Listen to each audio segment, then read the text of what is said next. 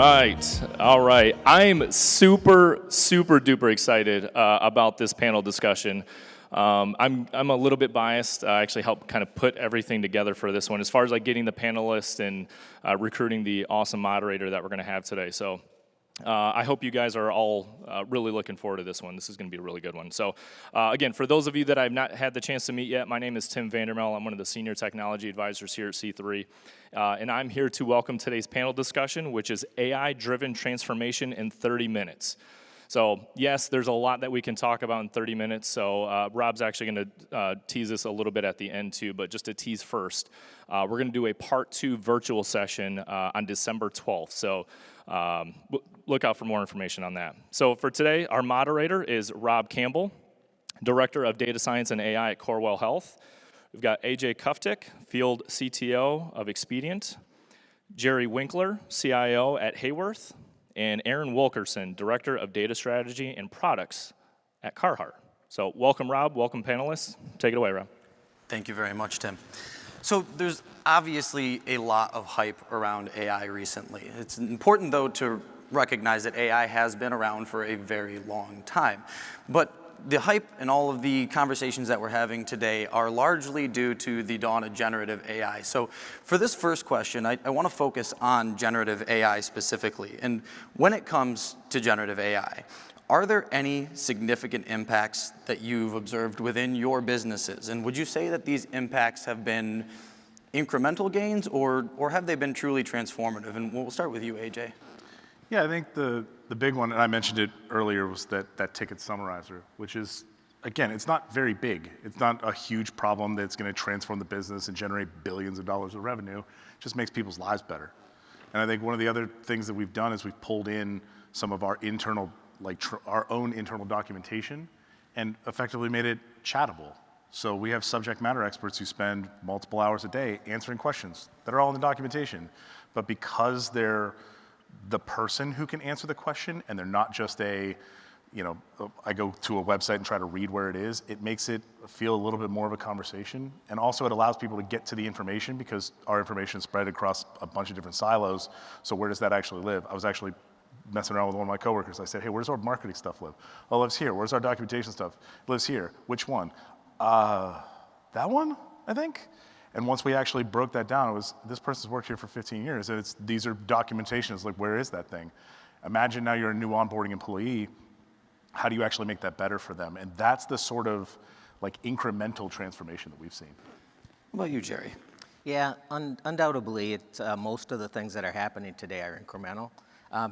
To be honest, transformational changes, even Gen AI changes are difficult, but I think we'll get there. And we have quite a few in process today, but it's going to take a while to get there. I think the most important thing today, right, is that you're building a workforce that understands how to use everyday AI. They know what Gen AI means. They know how to converse with it, some prompt engineering. And then as we transition to more of getting data into those same type of solutions, I think they'll get more and more improved. They'll provide more and more value and start to push towards some of the more transformational type changes. Aaron, has that been your experience at Carhartt as well? Yeah, similar as everyone else has said, more so incremental. I think we would love to think about a world where you can just automate and have generative AI generate all your marketing copy. But we know that change management is hard and humans are hard to change. So we look for those different opportunities where we can incrementally add in there. So I would say we're more on a educational and kind of guided learning path where we're kind of throwing out many different examples. So we have a couple different communities where we're talking about these different use cases. We're always sharing articles and things like that, so kind of idea generation, but definitely more in a incremental, not seeing anything yet from a transformational stage just yet. Thank you. We'll go back to AJ with this question. Expedient was recently ranked number 3 globally for managed service providers. So from an infrastructure and services perspective, what are some of the key considerations that organizations should be thinking about when they are looking to explore or adopt AI technology? The big one is, how do you actually take an idea and turn it into a real use case? Because a lot of the things that people want to do right now, where like ChatGPT is free, it's on the internet. You can just sign in and start asking it questions. Same with Copilot, same with my son actually Googles stuff with AI and it blows my mind. And when I see that change, I see a shift in the way that organizations are trying to work. They want to take advantage of, I want to take my data and I want to take these powerful models and put them together, but they do it in a way that is kind of haphazard.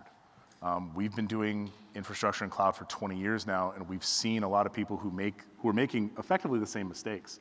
I want to take my existing stuff and just kind of slap it into a cloud and it's going to make everything magically faster, and it doesn't. So how are you enabling your data sources? What guidelines and policies are you putting in place as an organization to say this is an acceptable use, effectively a new acceptable use policy of our data into tools that are accepting that we know are secure or we trust? And then how do you turn that into, okay, what do I need to bring in to take it to that next level of these are my crucial, critical data. Healthcare is all PII. Manufacturing data, this is my secret sauce of how I make my product better than other people. How do I make sure that I'm not putting my company at risk and putting those into a platform like a vector database to actually do that, to make it enabled for AI? And a lot of that comes back to the way that we've seen infrastructure grow. Is how do I get that in my hands without taking up too much of my time? And that's what we do at Expedient. We have a number of different tools to do that. And a lot of it is based around getting people to where they want to be and protect them from going out into an area where they may be putting their things at risk. Absolutely. And for Jerry, when we were having conversations ahead of this discussion, you mentioned a little bit about the importance of data quality and what can happen when people aren't thinking about that issue the right way. Can you talk a little bit about that in your experience there? Yeah, sure. So AJ mentioned some really good things, right? I mean, you need an infrastructure. It needs to have a good, solid cybersecurity around it, and you need to use data. Those all sound fairly straightforward. He also mentioned building business cases, and just to comment, most companies aren't good at building business cases regardless. AI business cases are actually much different. Mm-hmm. So I think it's part of the training that your people need. They need to understand not only the skill sets and how to use AI, but also how to build business cases that can actually be used by a business and capitalized on.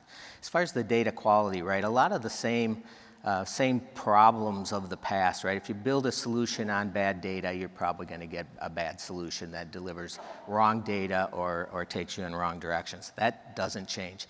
The one added benefit, though, is you can use AI to help improve the quality of your data in better ways than ever. So while I think AI will change and should change your data strategy, let's put everything in a data warehouse. And I'm not saying we don't need data warehouses. I'm just saying that's not everything in the new world. So I think that and a focus on data quality. Data quality is hard. It's been hard forever. But I think it has to be a focus there, and it's easy to get caught up in the shiny object of the day of this, building this AI solution and forget the fact that it's still based on data, right? It's based on large language models that are trained on a lot of data that has questionable value, questionable biases, So glue doesn't go on pizza, is what you're saying. Yeah, exactly. And strawberry has 3 R's, but and so I think that data quality should be as big a focus as ever. Yeah. Absolutely. And to add to that, I think a key portion of that too to consider is the workforce plan of who's going to support all these things. So if you think about it, most of us have relatively small teams, or most companies have kind of relatively smaller teams. So if you're introducing a new capability, you need to have people that are going to support that. So if you're standing up LLMs, rolling out LLMs to production, do you have anyone on your team that knows how to do that, how to support that long term? If you have consultants that you brought on to implement that project, that's great, but consultants are expensive. So who on your team is going to take that over long term? Do you have those skill sets? Are you going to hire new people? If you're not going to hire people, then who are you going to tap to work on that? And what things are they not going to work on anymore? So I think one of the things we miss out on is that there needs to be a thought around what's the team or what's the structure from a human capital perspective to drive these forward. Because it's nice to have these POCs that you do part-time, but full-time, what are you going to do and what's the plan to make this work long term? Yeah, and one of the things that we've experienced at Corewell Health is the need for the business most often to tie things back to an ROI or a business value. And that's been challenging to do for generative AI specifically. And so I think some of the language does necessarily have to change. And what is your organization's appetite to invest in more experimental capabilities? Because this technology still is very new and there is a lot of unknowns regarding it. And so I think that's one thing that we've also gone and explored is providing funding just to explore and change some of the language from value and ROI to experimenting and exploration.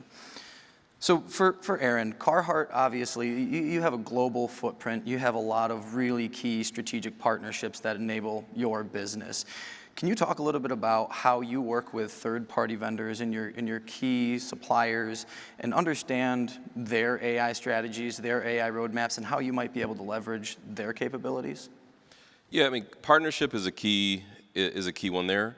When you're working with a partner relationship, the goal is that your partner is to kind of help to fill in gaps and kind of take care of things that you're not able to on your own, which way bring them in there. In my marriage, my wife and I are partners. So all my deficiencies, what she reminds me of all the time, she's there to fill that in, even though I may have many of deficiencies that she fills in. But the role of a partner is to kind of say, okay, these are the things we can help you with and kind of fill in those gaps. So when it comes to thinking about like technology and third-party vendors, that's a lot of conversations we're starting to have, is that we know that we're not an AI company, even though many companies say they're AI company, but we're not. So we're not an AI company. We don't have like a huge engineering team, so we know that we are limited in terms of these capabilities. So we lean on our partners and say, okay, what are you all doing? What is your roadmap? What is your AI strategy? How are you infusing AI into those products? And if they are, bringing that to us, okay, how does that help us either drive products to market faster, sell more, find more customers? So there's also okay, what are all these things? Because these things aren't cheap, and these vendors also will tell you about all these new AI features, but they're also probably going to add a nice price tag on top of that. So on top of your normal contract, there'll be a fee for all these different services. So I think that's the new conversation, is with the existing partners, is saying, okay, what are you all doing in this space? And even thinking about from a legal perspective. So we know that a lot of these companies are training their models on any type of data. So do our partnership contracts allow for them to take our data that's in the cloud and train their models? Is there verbiage in there that we need to update with our legal team? So that is a huge part of our strategy from a application rationalization, is understanding for each of our different relationship with our vendors, what is their AI strategy? If they're holding our data, how is that data protected? Are they using it for model creation? So there's a whole new realm of cybersecurity, legal, and just understanding like, okay, we can't do these things, so what can they do in the space that may help us out? And we have a couple conversations around products in terms of how do we vision different products. We're an apparel company, so how do you think about sizes, and are there faster ways to think about those things? So definitely a huge conversation from a partnership perspective, and brings about all different types of discussions, just acknowledging the things we're deficient at, and they may be able to help us with on this journey. Thank you. So back to Jerry for this question. Hayworth has encountered a lot of unique challenges, especially in recent years. COVID, for example, presented a lot of challenges. The move to remote work for an office furniture company and disruption of supply chains. Can you talk about how Hayworth has leveraged AI to navigate some of those specific challenges? Yeah, sure. So I'll start with saying we were a hybrid work company prior to COVID. So that has really, I think, helped us through this, both from how do we figure out what's the right blend of working in the office and working remote. There are a lot of studies supporting some of the advantages of getting people together, having people work together. And again, also some good things about people having the heads down time, having a place where they aren't disrupted, having not the environment around them. I'd say so from a company, and many people not know this, right? Hayworth is both a B2B and a residential furniture company. And while those sound fairly straightforward and simple, it's a very complex business. right? And clearly, sending everybody home doesn't sound like a good thing for a B2B company, especially selling office furniture, and it wasn't. So, I mean, we did a couple things. First was we went all in on B2C. So we said a lot of these people that we work with and the companies that we work with are all trying to make this work, from their own residencies, and many of them are sitting at counters, kitchen counters and sitting on chairs that are probably detrimental to their physical health and mental health down the road. So it was an opportunity for us. We went all in. We built our B2C, and I'm very proud that it displaced a big percentage of our revenue that we didn't have before.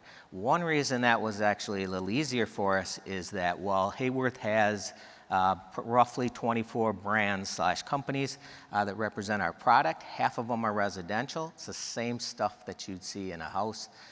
Because most offices and most businesses want a space that's not just a cubicle farm, not just space after space after space, but a lot of collaborative spaces, places where people can get together, they can talk about things, they can do things a little more informally or more creatively, right? All that made it a lot better there. We've always, I guess the other thing that we did is we looked at what AI and at the time ML and some of the things, where we wanted to apply that, right? And when everybody's home working, you got some time to think about these things. So it was good there. And we really looked at our business with our dealerships, right? And that is one of the complexities we have. We have 250 plus dealerships, right? All their own independent companies, all seeing the same thing, right? Everybody's being sent home.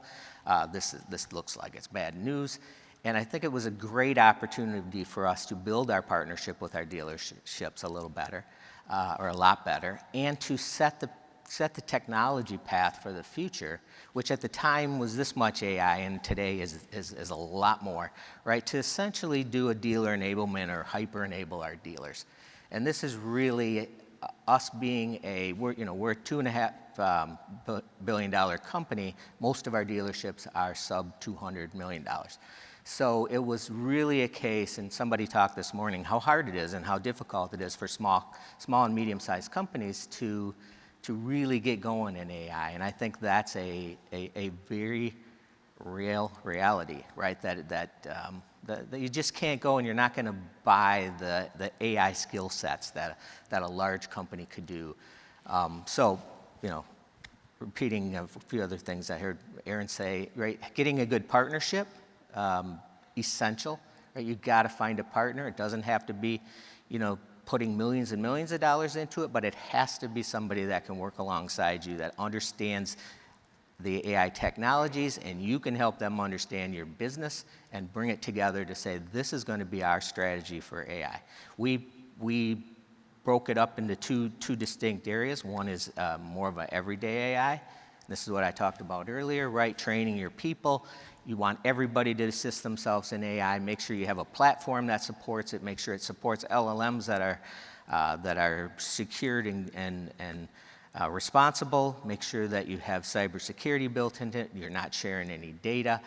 And train them at a level, and then work on building your practitioners and champions, right? Because those are the people in your organization. And to be honest, I doubt you could handpick them today.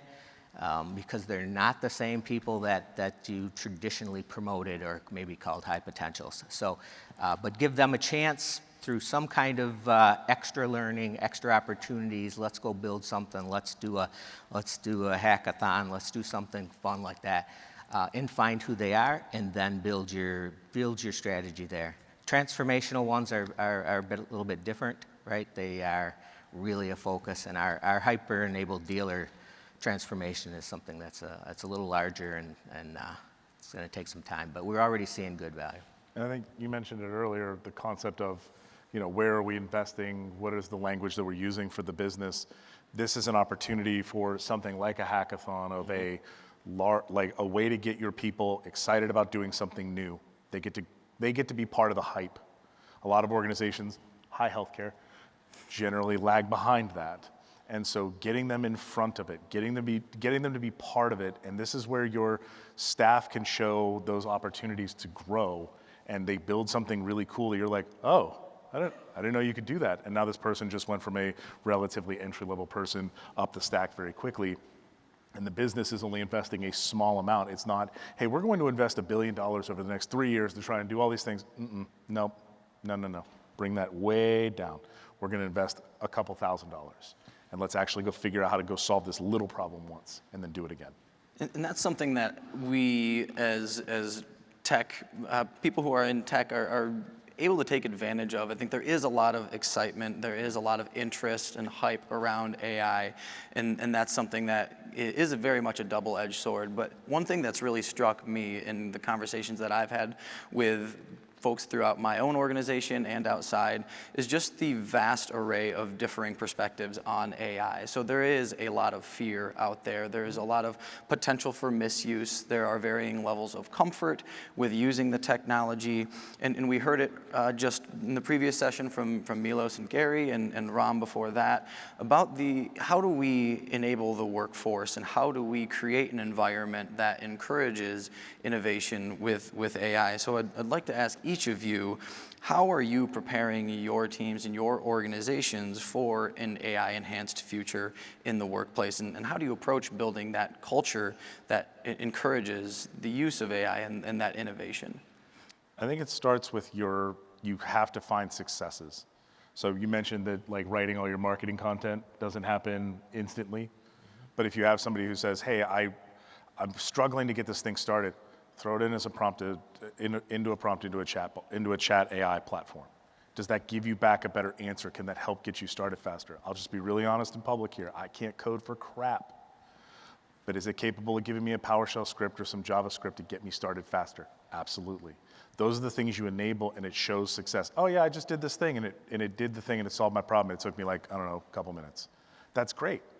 The other piece is most of your organization and most of the people that you work with in life are going to discover how bad they are at communication. Because all prompt engineering is asking people questions. And if I say, hey, what were the sports scores last night? What sport? What team? Do I care about the Lions score and winning on a very, very long field goal, which was very fun to watch? Or do I care about NBA scores? Do I care about college football? What does that mean? You can't be granular, or you can't be very macro that way. You have to be very micro. And the biggest thing that I think a lot of organizations can do to actually make prompt engineering, getting into these sorts of LLMs and get better information out, is to actually learn how to write better. It's a very, very interesting thing when you start to see when people figure out, oh, if I write the prompt this way, I actually get the response back out. It's like a programming language. And when you focus on those things, you get people to actually, not only do they do better prompts, turns out they start writing better emails too. They start communicating better across teams. These are the bigger pieces that this enables, but a lot of it is just making it so that I can get the information out quickly. The other piece is that when you have, inside of an organization, you have a bunch of these different things that people want to go do a contest. Figure out what are the things that make the most sense, or what is actually going to go. Are you solving a problem or just trying to do something goofy? If it's something goofy, great, off you go. But if it's something that's actually going to solve a problem, how do we give you the resources and the time to go do that? And that's hard to do, as you mentioned. You have your staff that are getting pulled in a bunch of different directions. How do you give them that time to do that? And that's where leaders have to come in to enable that as well. Yeah, and I think you also kind of have to foster a culture of ambiguity, curiosity, and creativity. So you have to understand the skill sets you have in your company. So if you have teams that are very used to, like, my job is to do this step and that step, they're used to procedures, standard operating procedures, they just know I'm here to do this, I don't know how to do that. I think many companies, honestly, you're gonna struggle with that.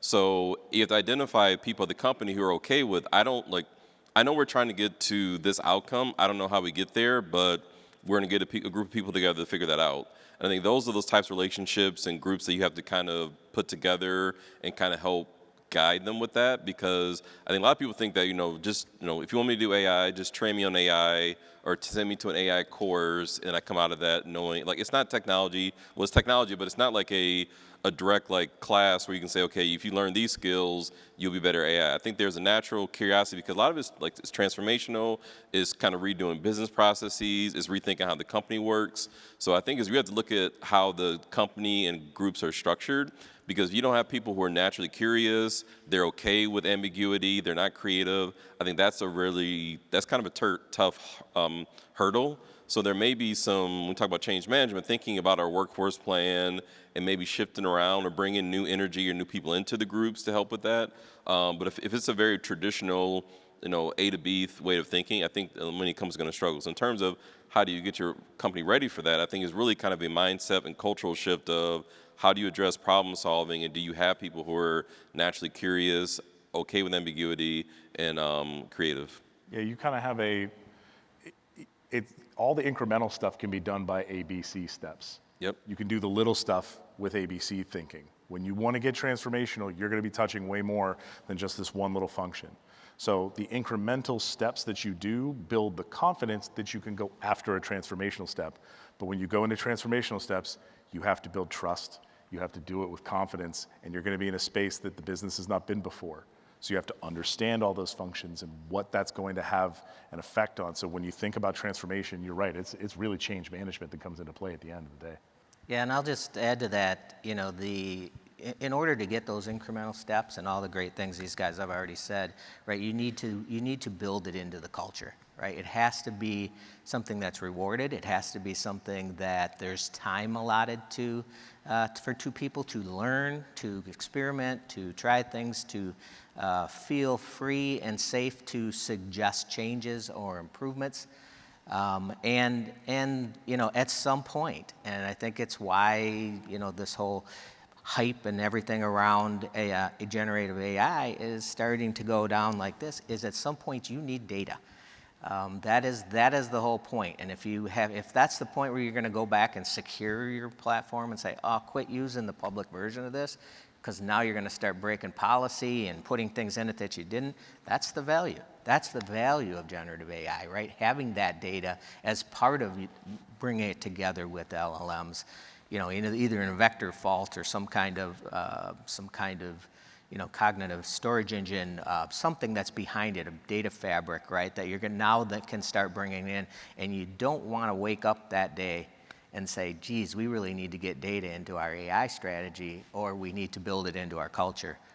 Those things take time, and today is when you should start, or yesterday. So running into the final minutes here, I want to close with one last question. I think all of us on this stage are very optimistic about the future of AI and what it will allow us to accomplish in our respective organizations.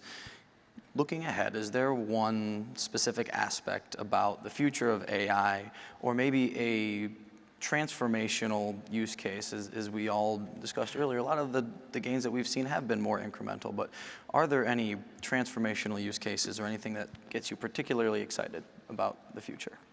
I think the big one is the ability to get to the piece of information you want faster. We joke about it, calling it like enterprise search, and there's a bunch of places that have tried to do some sort of, I put in this appliance and it tries to figure out where all my data is and then gives me like inside Google, right? But the ability to have all of your information being pulled together, that when I ask it a question, it just gives me the piece of information I'm looking for. That's the big one. I think all the other stuff that we do of like making emails sound less mad is great, and it'll help on that path.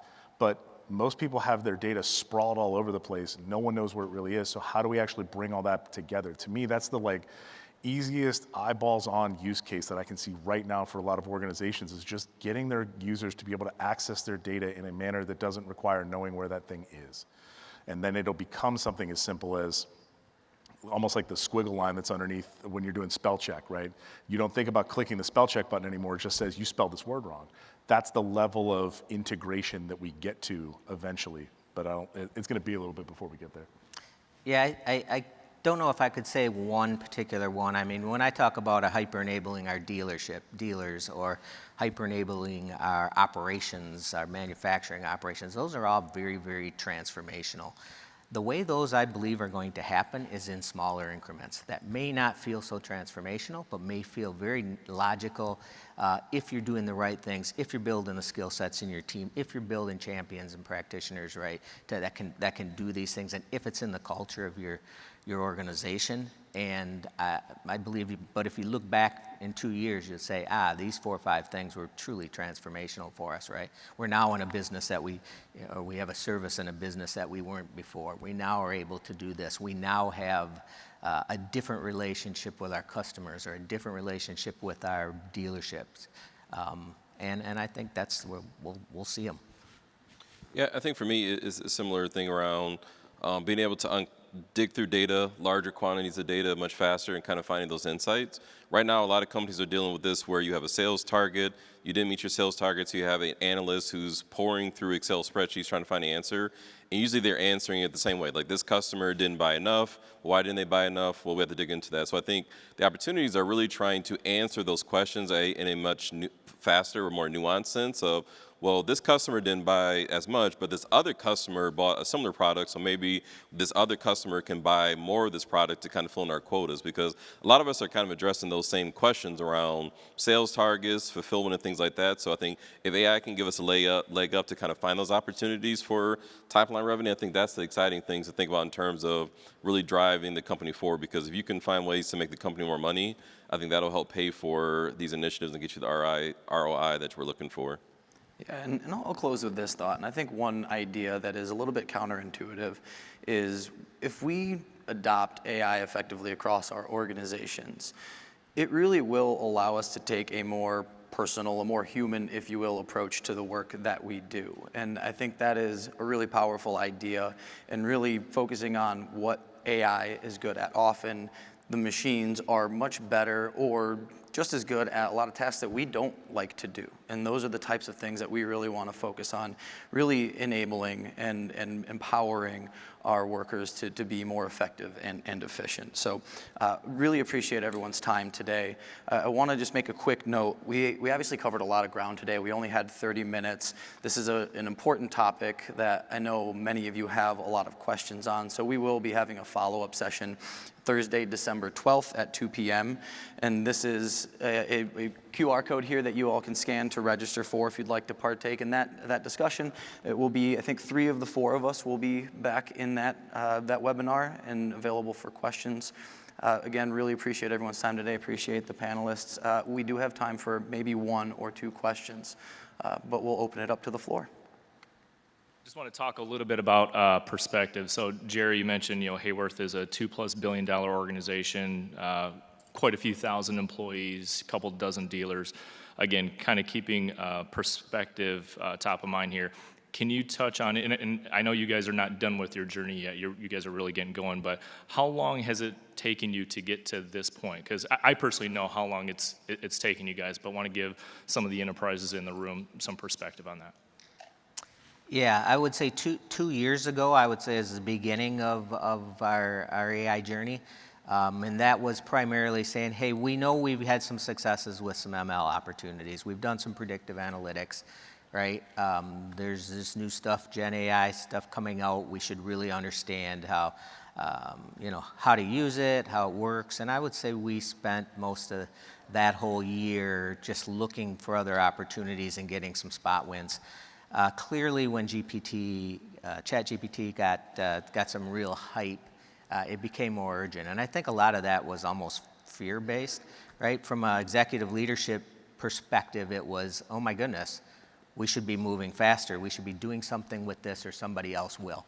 And while it's somewhat relevant, it shouldn't have been led from fear, but more of we should be on top of this. So in the end, it's a good thing. I think from an employee perspective, there's a lot of push to say, hey, you know what? I use this thing at home, or my kids showed me how to use it, and it was excellent. Look at the things I can do. Isn't that cool, right? Most of them low value, but yes, it was very cool. So there was a lot of forces, and in the past year, I think we went all in, right? And essentially even to the point where just recently, we've brought over who used to be our head of our HR department to manage the change management aspect of getting everyday AI out to all of the members of our company, understanding how we train them, understanding how we incent them, and how to build it into our culture. So thank goodness she's a lot better at that stuff than I am. But I think that's really where we are.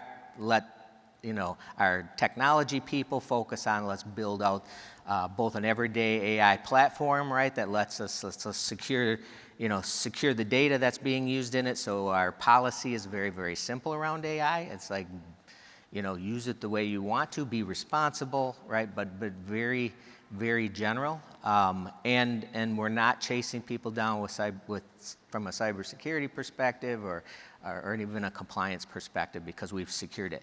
We're also building what I would say more is a platform that's going to support a data fabric and a cognitive storage engine that's going to be aligned along with our data warehouse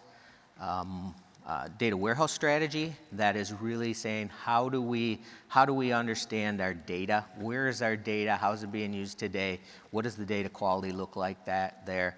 And I think that's essential, and it's a journey, right? I don't think anybody can ever claim their data's all great, but we had over a decade worth of ERP implementation, and today we're starting to really see some value in having consistent data that's exactly the same. It's what runs our business, right? And using that, I think, is going to be really be a big part of us being successful. Looking at how we enable our dealers, so they want to be Hayworth dealers, right? They do have options, right?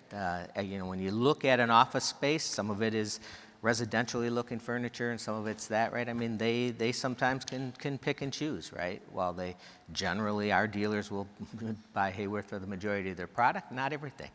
And so that's important for us. And then being, any manufacturing company, they'd boo me off if I didn't talk about operations and manufacturing, right? Because it's such a big piece in being, operationally more effective.